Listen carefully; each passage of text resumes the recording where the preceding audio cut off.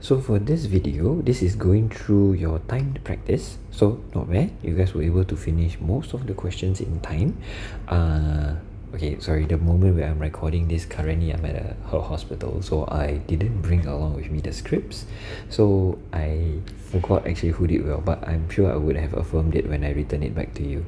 Hopefully I get the chance to return back to you face to face. But yes, anyway, so as we go through this video for you to do your corrections, please keep in mind this was done under time pressure. This was done with you having done some degree of revision. I mean, you know yourself lah, whether you revise, how much you revise, how ready did you feel. But the key point is, as we go through this correction, remember, if you are still rusty because it's the holiday, hopefully this will help to break you out of your exam skills rut, so that you can get ready for the brand new year lah. This is the O-level year, right? Start strong, okay? Some of you did quite well. I still remember, I think Sining's script, very impressive, the way that it's being written. Sorry, I can't remember anybody else's name lah, but yeah, I can borrow hers to take a look. I think she got 9 out of 12, not bad. Okay, so let's go through the question itself. So remember the few things, skills wise, it always starts with first one is always command word. Second one is always the topic, and then the scope, and then the need for example or evidence, and I put question mark, not all we need.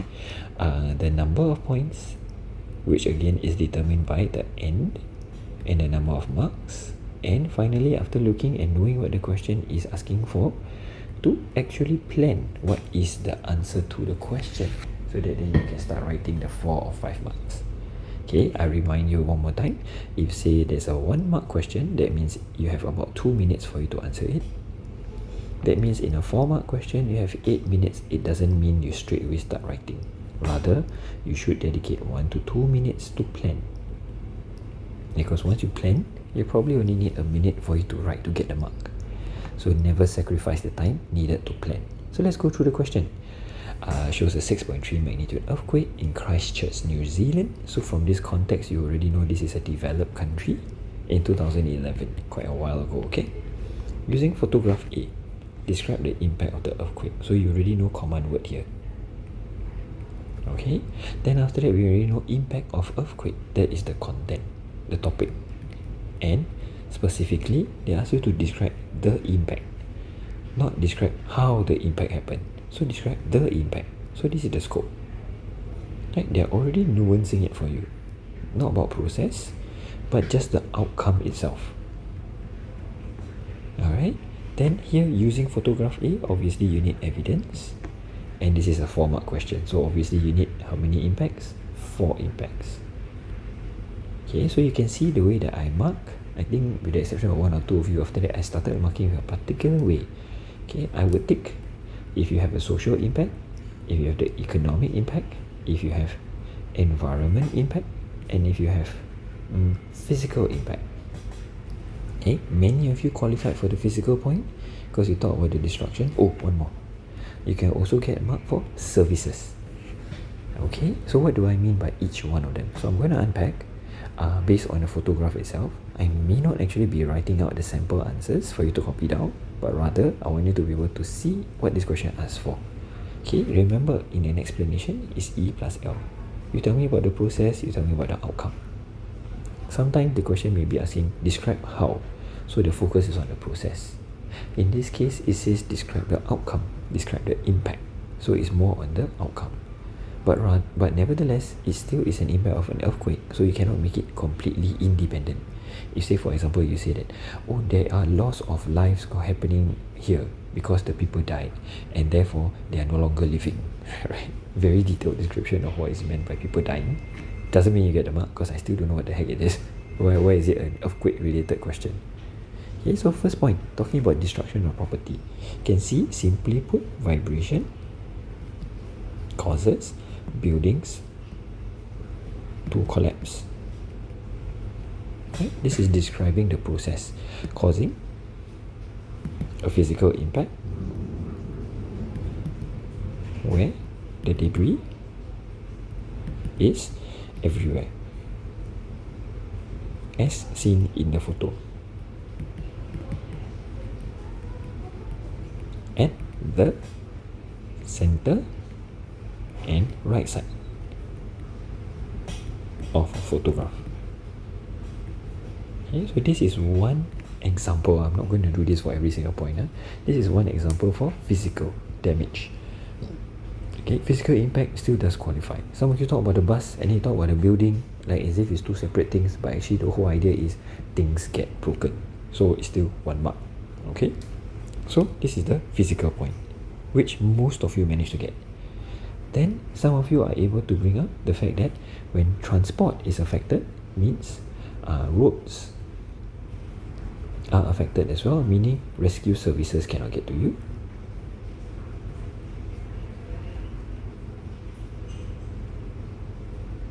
So rescue services is disrupted. Some of you want to talk about the fact that when the buses are being destroyed, that means transport and evacuation is disrupted. So either ways, both are equally correct and are given a mark for services. Okay, so this one is service. There are a couple of you who brought up the fact that plants get uprooted,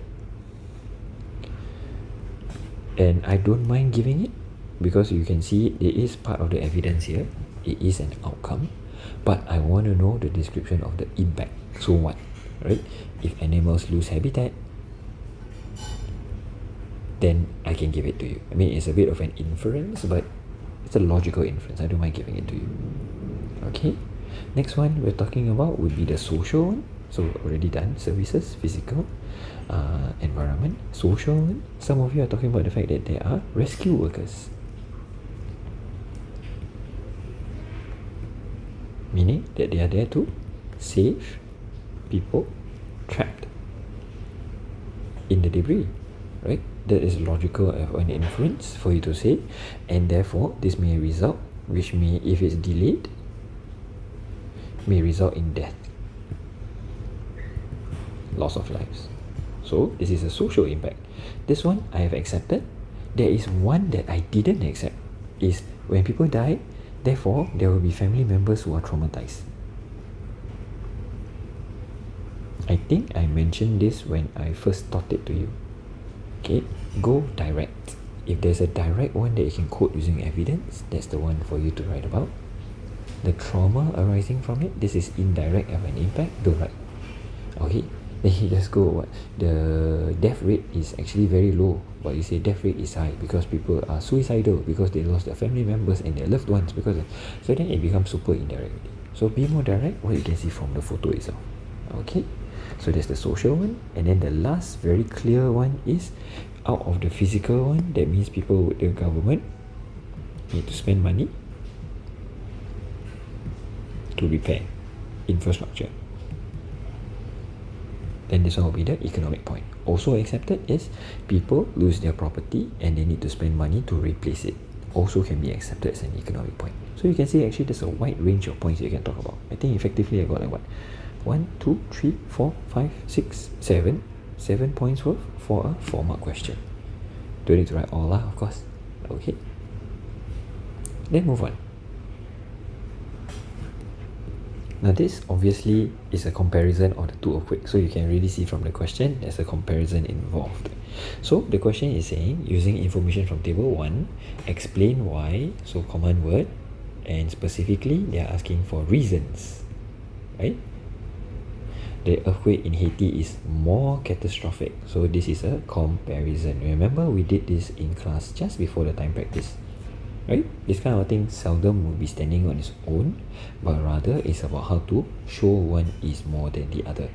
Okay, compared to the earthquake in Christchurch. So you already can see that the scope is being written as such. And being more catastrophic, that means the question, this topic is going to be about the extent of damage. Okay, the point we learned about when we talk about the earthquake gun. Remember the lesson activity? Yeah. So for 4 marks, I'm looking out for 4 reasons. And using information from table 1 very clearly, you need evidence to get a mark. Meaning, no evidence, no marks. Then we take a look at the points here. Okay, very clearly there is a difference. First, we must tell that Haiti is worse than Christchurch. How do we know this? It's because of this. Okay, so this is the impact, the outcome. It is not the reason for why that they are they are different, why one is more hazardous than the other. This is the impact, the final thing that actually happened. So this itself cannot be used as the argument point, because I think there are about 3 to 4 of you who are using this to show, oh, because there's more death, that's why there is more destruction, there's more damages happening. That can't be it. What? This is the impact. This is the outcome. It's like asking, why is a pellis more handsome than an apple? And then you talk about the handsomeness of it. It's like, I'm not asking for the outcome, I'm asking you why so, right? The reasons behind it. Okay, I don't know whether that was a good example lah, but okay, so magnitude 7 and 7.1. So obviously this is also not something we can talk about. It's too similar, right? The degree of the vibration is the same. Okay, time 4:53 and 12:51. I love the fact that some of you are still desperately trying to write an argument point talking about 4:53 is where people are in traffic, then 12:51 is when people are at work. Who's to say being at work is more dangerous than, or rather will have less hazard than being in the traffic? It's still concentrated, right? They never actually say is the damage on the road or in the city area. They just said Haiti and Christchurch. So truth be told, this is not accepted as a reason, because they are both in the afternoon. Both of them involve people being awake and aware to be able to react. And while logically it's true, it could well be that they are packed at different areas, but they are still packed. It's not like they are not packed. So therefore, it doesn't quite matter. Okay? The parts that do matter, you can see here that this is 25 km versus 40. How far away? 7 km versus 21 km. How far away? Both of them will have the same reason. Is energy lost, right? Because of the distance traveled. Alright, so if you have written them both separately, you realize that actually it's just two sets of evidence that has the same argument, hence the same 1 mark. Alright, because the question command word again is not describe the factors that contributed, but rather explain the reason. So the reason is both the same. The reason is that energy is lost because of the greater distance travel, or rather less energy is lost because it is a shorter distance of travel, resulting in more violent vibrations. Right, so therefore more damages. So this is the E, this is the L. Explain, right? E and L. Okay, so this is the first point. I don't know whether I gave numbers to this. I don't think so. So I may need you to look through your answer to see what point do you manage to get. Okay, second one is to compare population and density. Okay, so this one I warned quite a lot of you. Not to say that technically they are wrong, but there are actually two distinct points. The larger number of people versus the larger concentration of people is actually two separate points. This one means more people will be affected, right? Density means harder to evacuate. So the arguments can actually be separate. So what happens when people who didn't get the mark is they talk about, oh, there's a difference in density. They give these numbers to quote. Then therefore, this means that there are more people who will be affected. Then the explanation suddenly becomes about population size.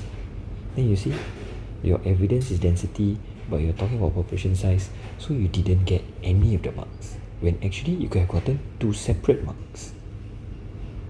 Okay, so that's the advice that I can give for you for this one. I'm not going to belabor it because we already went through this point a lot in content. It's just about to tell you exactly exam skills wise how do you lose it.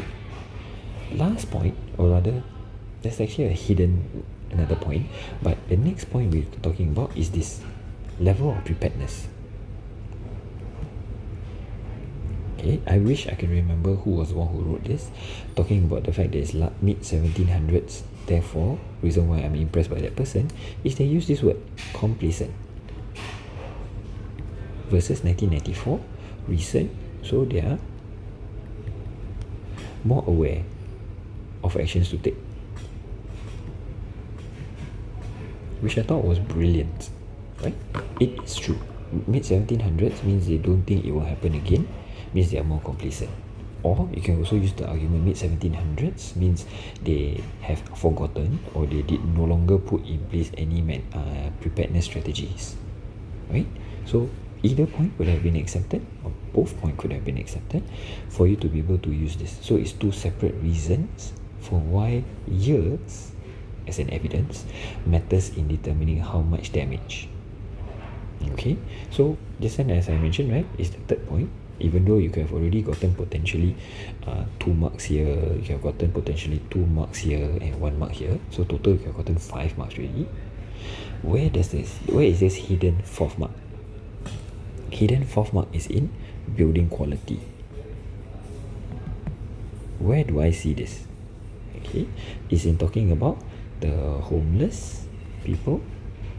Okay, talking about the number of houses destroyed, meaning to tell you that this is slums or poor building quality, versus the brick buildings, meaning even only it's just the age that matters, when actually most of the buildings, all the buildings, high quality. It's just a matter of age. So it's just the older buildings that are being affected. Here it could be old or new, all will be affected because they are poor in quality. Yeah, so those are the reasons why there's a difference in the amount of damage that happened. And again, the focus is not talking about what's the outcome, but rather what's the reasons for this outcome. Okay?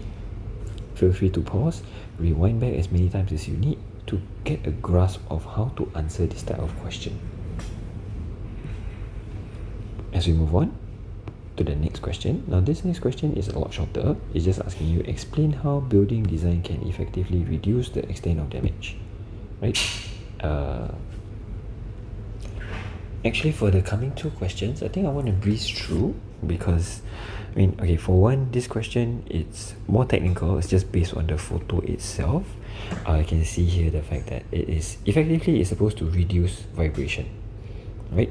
So, here, reduce vibration from the shaking that can take place arising from whatever that's happening in a photograph, which is the buildings themselves are able to shake independently from the ground. Right, so there is some dampening because it is the vibration is reduced. There's base isolation, meaning it's not directly connected, and there's some flexibility in the base.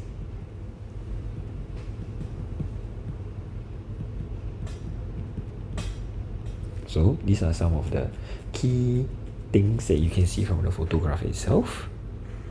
With regard to the next question, this one again is a factual thing, meaning you can just take a look at the textbook and see the actual answer. It's more about how familiar you are with the content. Keep in mind, this time the question is talking about disaster management, not the same as community resilience. While definitely some countries obviously are the less developed country, right? The challenges largely have to do with finance, right? The level of technology, level of education with regards to implementing certain things. The key point here is it requires example and specifically examples. So there are 2 marks set aside for just examples, and they're looking for 2 challenges. Okay? The last one, and this is something that I want to focus a bit more time on, is to talk about this question. These are some of the rescue efforts in Nepal after an earthquake. So this question is asking you, command word explain importance of disaster response in saving lives. So you can see here the topic is not community resilience. Keep in mind, this is the key thing that actually caused a lot of people to lose marks. When you start talking about community resilience, what do I mean by this? Okay, see here, local knowledge, so that people know exactly which one to go for, which one to try out, which one to do, which area, so they can help one another out, reduce the demand on the search and rescue workers and stuff like that. So you actually automatically lose marks because you're not writing about disaster response. This is like the one and only thing, this is the one that talks about community where you build community resilience. Strong buildings is also part of community resilience. This question is specifically talking about disaster response. In this case, there's only one. We're not talking about 8 yet. This photo is only talking about search and rescue. So very clearly, right, in this 3-mark question, how many points could you possibly talk about? Search and rescue is actually 1 mark. Of course, you need to explain, right, where people save lives. And why rescue? Because you want to prevent dehydration, prevent death from starvation, prevent people from being injured and having their wounds infected. So you definitely need to elaborate. Remember, explain is E plus L.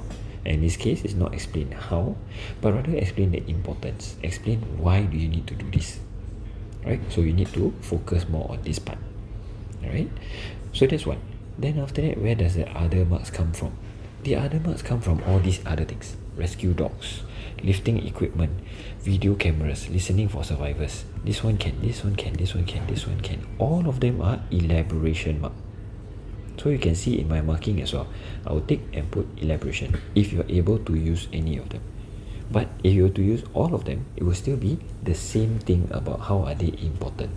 Because they are there to support saving lives, preventing them from dying from dehydration, infection from injuries and stuff like that. Okay, so this is the first mark. This is where the second mark goes to. Then the third mark, where does the third mark come from? Goes back to the question. With reference to figure 2, this is from the source and studies you have made. So this is stuff that's not from the source. Excuse me. So that means there's 1 mark that comes from something else.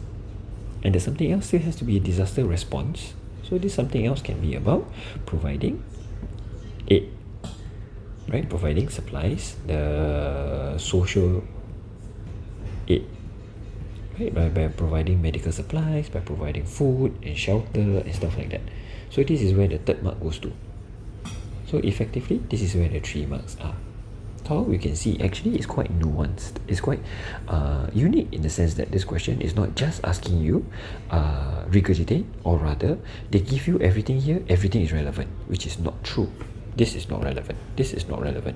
And even though you can see that there are some relevant ones, actually they're not there as the main focus. The main focus here, the disaster response strategy, is actually only 2. Search and rescue and 1 more thing, whatever that 1 more thing is. Okay, that's that. So this is a very short one. I'd like you to please make sure you have already updated your corrections. This one is I would like you to read. So I don't want you to just give the answer, then you rewrite from here and just assume that, oh, that's good enough. I want you to refer back to your textbook, find the key important points for you to update and write properly.